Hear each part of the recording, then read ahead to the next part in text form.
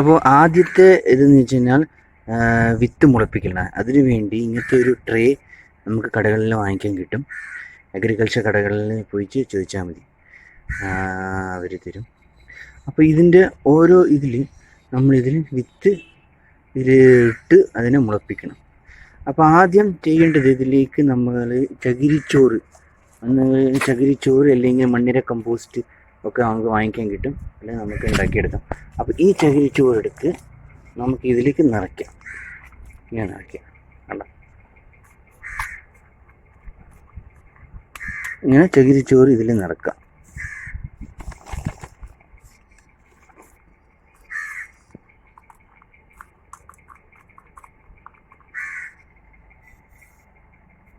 നമ്മളിതിൽ ചകിരിച്ചോറ് നിറച്ചിരിക്കുകയാണ്. ഇനി നമുക്കിതിലേക്ക് വിത്ത് അങ്ങ് നടാം. ഈ നിറച്ച ഇതിനുള്ളിൽ നമ്മൾ ഓരോ വിത്തായിട്ട് ഓരോ വിത്തിതിൽ ഇട്ടുള്ളത്.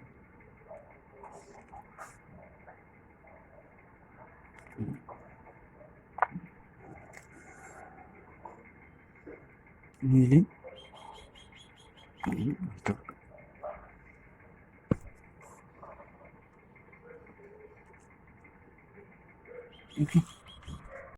ഇതിലേക്ക് കുറച്ച് വെള്ളം അങ്ങ് തെളിച്ച് കൊടുത്താൽ മതി. ദിവസത്തിന് ഒരു കിലോ അങ്ങനെ വെള്ളം ഇടയ്ക്കിടയ്ക്ക് തെളിച്ചാൽ മതി.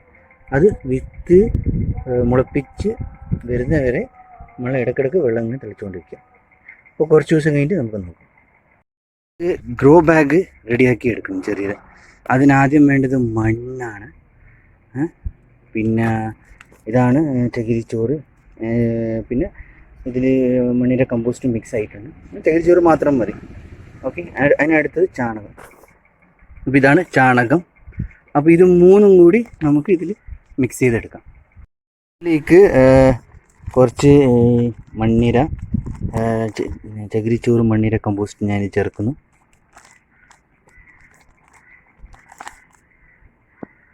ഓക്കെ, അതിനുശേഷം കുറച്ച് ചാണകം, പച്ച ചാണകം ഞാൻ ഇതിലിടുന്നു. കുറച്ച് മണ്ണിര കൂടി നമുക്കധികം ഇടാം, കാരണം ഇതിൻ്റെ കീടങ്ങളൊക്കെ നശിക്കാൻ വേണ്ടിയിട്ടാണ്. കുറച്ച് ചാണകപ്പൊടി. ഇനി ഇത് രണ്ടും കൂടി നല്ലോണം മിക്സ് ചെയ്യാം.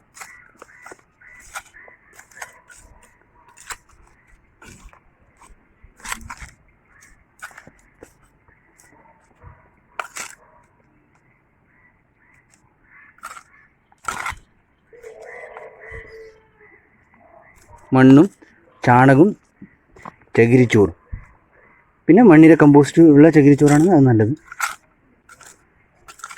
അങ്ങനെ ഇതും കൂടി മിക്സ് ചെയ്യുക. ഇത് നല്ലോണം മിക്സ് ചെയ്തത് ഈ മിക്സ്ചർ നമ്മൾ ഈ ക്യാരി ബാഗിൽ നിറക്കുക. അത്രേ ഉള്ളൂ.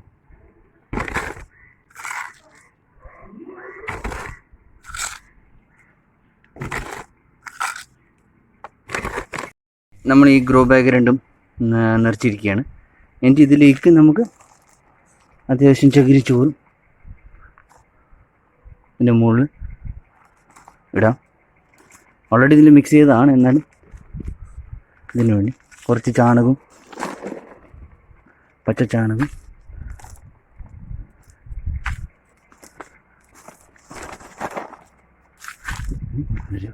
അങ്ങനെ ഗ്രോ ബാഗ് റെഡി ആയിരിക്കുകയാണ്. ഇനി ഈ വിത്ത് മുളച്ചതിന് ശേഷം നമ്മളിതിലേക്ക് നടുന്നതാണ്.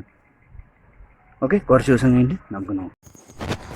1-2 ആഴ്ചകൾക്ക് ശേഷം നമുക്ക് കാണാം വിത്തൊക്കെ മുളച്ചു വന്നിരിക്കുകയാണ്. ഇനി അടുത്ത സ്റ്റേജ് എന്ന് വെച്ച് കഴിഞ്ഞാൽ ചെടി നടലാണ്. അതിനു വേണ്ടി നമ്മൾ നേരത്തെ തയ്യാറാക്കി വെച്ച ക്യാരി ബാഗ് അല്ലെങ്കിൽ ചാക്കിലേക്ക് നമ്മൾ ഈ ചെടിയെ അങ്ങ് നടണം. നേരത്തെ കണ്ടിട്ടുണ്ട് നമ്മൾ ചാക്കിൽ മണ്ണും ചാണകവും ചകിരിച്ചോറൊക്കെ മിക്സ് ചെയ്ത് വെച്ച ഇതാണ്. അതിലേക്ക് നമ്മൾ ഈ ചെടി അങ്ങ് നടുക. ജസ്റ്റ് ചെടി ഒരു ഹോൾ ആക്കി കൊടുത്താൽ മതി. അതിലേക്ക് ഇങ്ങനെ ഈ ചെടി അങ്ങ് വെച്ചിട്ട് അങ്ങ് നടുക. ഇതാണ് രണ്ടാമത്തെ സ്റ്റേജ്. ഇനി കുറച്ച് ആഴ്ചകൾക്ക് ശേഷം നമുക്ക് കാണാം.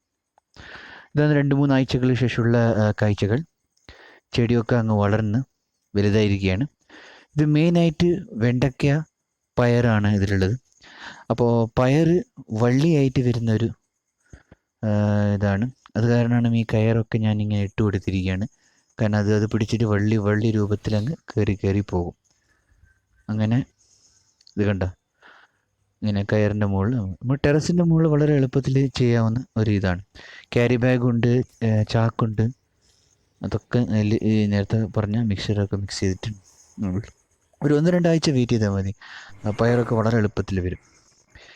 ഇത് ആണ് നമ്മൾ ആദ്യത്തെ ഇത്. അതായത് ഈ വള്ളികളിൽ നമുക്ക് ഈ കാണുന്ന പൂവുണ്ടല്ലോ, ആ പൂവിലാണ് നമുക്ക് ഈ പയറൊക്കെ വരുന്നത്.